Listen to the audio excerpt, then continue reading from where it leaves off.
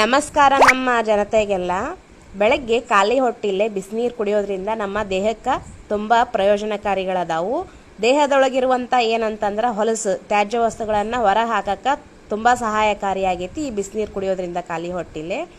ನಾನೇನು ಮಾಡಿದೆ, ಬಿಸಿನೀರನ್ನ ಕಾಯಿಸ್ಕೊಂಡು ಅದಕ್ಕೇನಂತಂದ್ರೆ ಚಕ್ಕೆ ಪುಡಿನ ಮೊದಲೇ ರೆಡಿ ಮಾಡಿ ಇಟ್ಕೊಂಡಿರೋದನ್ನು ಅದಕ್ಕೆ ಹಾಕ್ಕೊಂಡು ಗ್ಲಾಸಿಗೆ ಹಾಕಿ ಇಟ್ಟೆ. ಯಾಕಂತಂದ್ರೆ ಯಾಕೆ ಕುಡಿಲಿಲ್ಲ ಅಂತಂದ್ರೆ ಭಾಳ ಜಾಸ್ತಿ ಬಿಸಿ ಇತ್ತದು.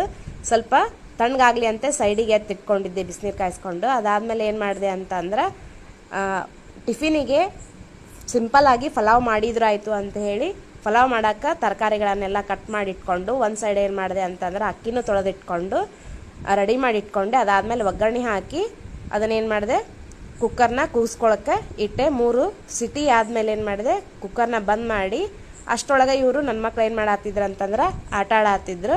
ನೋಡ್ಬಾ ಅಮ್ಮ ಅಂತೇಳಿ ಕರೆಯಾಕತ್ತಿದ್ರು. ಅವ್ರದ್ದು ಆಟ ಆಡಿ ನೋಡ್ಕೊಂಡು ಬಂದು ಕುಕ್ಕರ್ನ ತಣ್ಣಗಾಗಕ್ಕೆ ಬಿಟ್ಟು ಅದಾದಮೇಲೆ ತೆಗೆದು ನೋಡಿದೆ, ರೆಡಿಯಾಗಿತ್ತು ನಮ್ಮದು ಸಿಂಪಲ್ಲಾಗಿ ಪಲಾವು. ಇದನ್ನು ಬಿಸಿ ಬಿಸಿ ಇದ್ದಾಗನ ಸೈಡಿಗೆ ಒಂದು ಸ್ವಲ್ಪ ತುಪ್ಪ ಹಾಕ್ಕೊಂಡು ತಿಂತಾ ಇದ್ದರೆ ಸೂಪರ್ ಟೇಸ್ಟಿಯಾಗಿರುತ್ತೆ. ಹಿಂಗೆ ಸಣ್ಣ ಸಣ್ಣ ವಿಷಯಗಳೊಂದಿಗೆ ಮಿನಿ ಲಾಗ್ಗಳೊಂದಿಗೆ ಸಿಗ್ತಾ ಇರೋನು. ಪ್ರೀತಿಯಿಂದ ಪ್ರೀತಿಗಾಗಿ NS. Thank you.